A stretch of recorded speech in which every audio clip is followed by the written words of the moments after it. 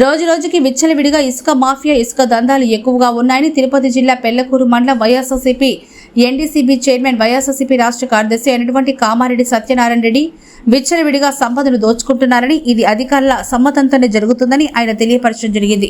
ఇలాగే కొనసాగితే ప్రతి వైఎస్ఆర్సీపీ నాయకులు కార్యకర్తలు ఈ దందాలను అడ్డుకునే విధంగా చర్యలు తీసుకుంటామని తెలియపరచడం జరిగింది.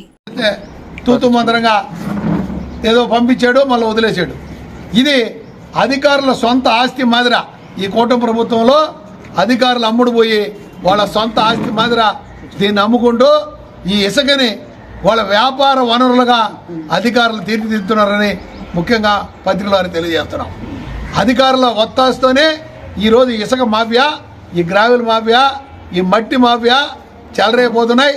వీటికి ఆజ్యం పోస్తున్నది ఈ మండల అధికారులు, డివిజనల్ అధికారులు, వీళ్ళందరూ కలిసి దాని మీద నియంత్రణ లేకుండా వాళ్ళని ప్రోత్సహించడం వల్లే ఈ భారీ ప్రజా